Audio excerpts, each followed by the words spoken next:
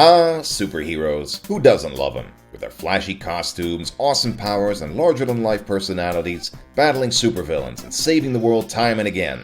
They're the perfect escapist entertainment. You probably all know the new Captain America movie recently came out. Hell, you've probably already seen it by the time of this video. But old Cap's obviously been around for much longer than that. My very first exposure to him came in video games, with 1989's The Amazing Spider-Man and Captain America in Doctor Doom's Revenge. Now there's a title for you. This game, like most other Marvel Comics games at the time, was made by Paragon Software and came out for a multitude of home computer platforms. Of course, me growing up as an IBM kid, I experienced it on trusty old DOS and glorious 16-color EGA. The game's plot, such as it is, was actually explained in a comic book that came with the game, though I never owned it myself. But if you want to see what that was like, go check out Linkara's review of it. Long story short, Dr. Doom, the megalomaniacal armored ruler of Latveria, has a nuclear missile and wants to toss it at New York City just cause he can. So it's up to everybody's favorite web-slinger and the star-spangled man with a plan to go and save the day, and along the way they face an army of supervillains hired by Doom to stop them.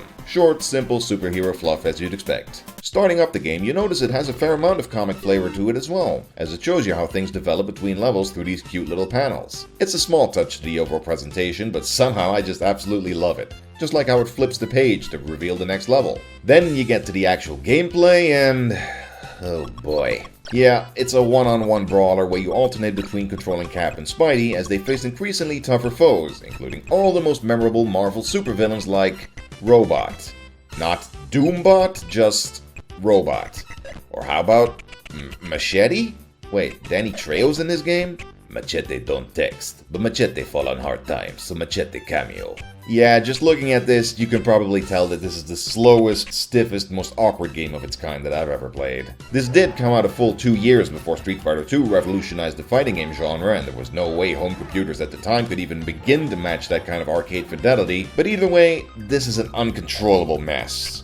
In theory, both characters have access to a wide range of unique moves. Cap has his mighty vibranium shield that he can block with and throw around, while Spidey has a limited supply of webs to shoot at the enemy and he can hang off the walls and ceiling. Which would be cool if I could actually figure out how to do any of that, or hell, just turning to face the enemy would be nice. I actually thought playing this with my trusty Logitech Rumble Pad would be a good idea, since games from this era were pretty much built on joystick controls to begin with. But the reason I was flailing around so much is because the calibration in this game is utter garbage. Half the time it keeps mixing up left and right inputs, causing me to turn when I don't mean to. So after much grumbling, I switched to the keyboard, which is marginally better, especially after I finally looked up the controls in the manual. I say marginally better because it still sucks on toast. Get this. Certain moves, like ranged attacks or even jumping, can only be executed when you're standing in the right spot on the screen, i.e. far away enough from your opponent and not too close to either the left or right edge. And even when you do manage to hit your opponent, none of your hits have any discernible impact. The enemies don't flinch or anything like that and never stop hitting you with all the same ferocity until either one of you drops dead.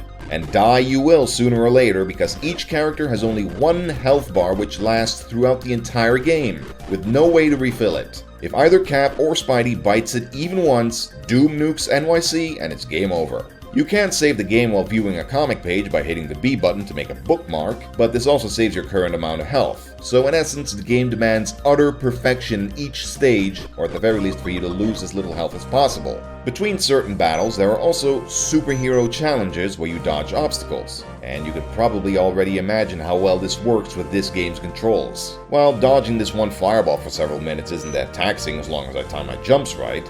But look at this right here. I move on to the next screen and get one-shotted by some crawling robot camera thing. That's just the designers wanted to kill the player outright. And this is on the easiest difficulty setting to boot. The rest of the game doesn't get much better. After Spidey deals with Machete, Cap faces perennial Spider-Man punching bag Rhino and this robot Gorilla, again lazy enemy design, who's an utter bastard as he hits you with grabs and pile drivers. Dr. Doom must be a big wrestling fan to have programmed those moves into the gorilla. And look at that, finally another supervillain that I actually recognize in the form of Batroc the Leaper, who according to this caption is Cap's arch nemesis. Oh yeah, forget about the Red Skull or Baron von Strucker, Batroc clearly takes center stage above those guys. I mean, nobody's better at kicking people in the face than him. And yeah, he does kick me senseless several times, but I do eventually manage to beat him and move on. Spidey faces some more D-listers like Eduardo Lobo the werewolf and Boomerang with his rather shapely rear end. Wait, Did Cap just make it funny?